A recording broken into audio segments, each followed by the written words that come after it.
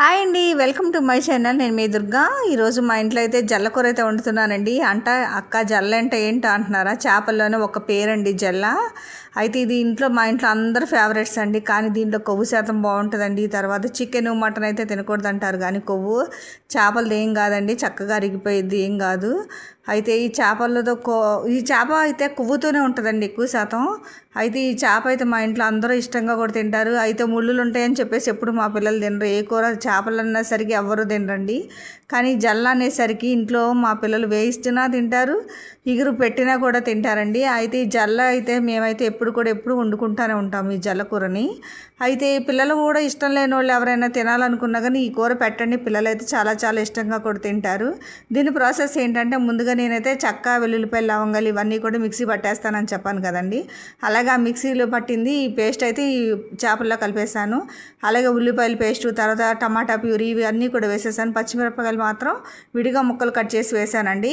ఇందులోనే ఉప్పు, కారం, పసుపు ఇవన్నీ కూడా వేసుకొని ఇవన్నీ నేను కళాయికి అయితే పేర్చేసుకున్నానండి. పేర్చేసి చక్కగా ఇలా సిమ్లో పెట్టేసి ఇలా వేయించుకున్నానండి. ఇలా అయింది ఫైనల్గా మన కూర.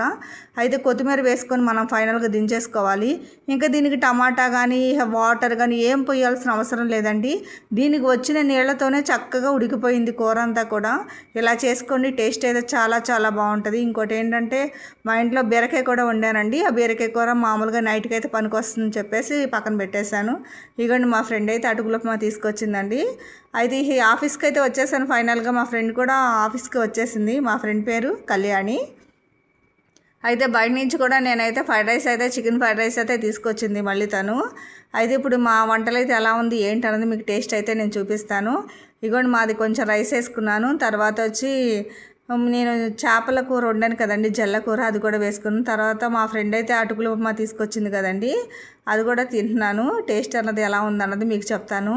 అటుకుల ఉప్మా అయితే కొంచెం బాగానే ఉంది. కొంచెం అందులో నిమ్మకాయ కూడా కొంచెం పిండుకుంటే ఇంకా బాగుండేది. తనకైతే కాస్త పెళ్లి కాలేదు కదండి, అంతగా రాదు వంటలు, అందుకే తనేదో పాపం చేసుకుంది, కానీ కొంచెం పర్వాలేదు. అయితే ఇదిగోండి నేనైతే మా ఇంట్లో జల్ల కూర అయితే వండాను కదండి, చేపల జల్ల. అయితే ఆ కూర అయితే నేను టేస్ట్ చేస్తున్నానండి.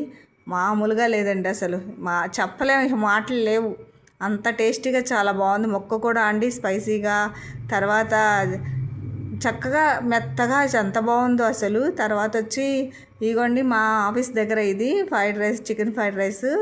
అతన్ని అయితే ఉప్పులు కారాలు చాలా తక్కువ వేయమని చెప్పి చేపించానండి. బాగుంది. అయితే ఈరోజు మేమైతే ఫైనల్గా అయితే మేము ఈ వంటలతో ఇలా అయితే ఎంజాయ్ చేస్తున్నాం. మీరు ఎలా ఎంజాయ్ చేస్తున్నారన్నది నాకు కామెంట్ చేయండి.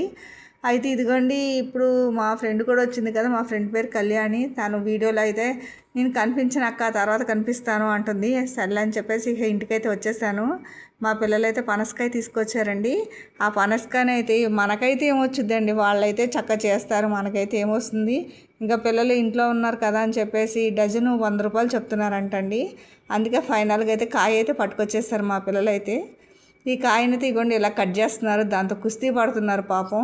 ఒకళ్ళు పట్టుకోవడం, ఒకటి లాగటం. ఇది మగాళ్ళ వలన అవుతుంది, కానీ మాకైతే ఏమొస్తుంది చెప్పండి. అయితే దీనికైతే కుస్తీ పడుతున్నారు. మా ఛానల్ మీకు నచ్చినట్టు లైక్ చేయండి, కామెంట్ చేయండి. బాయ్.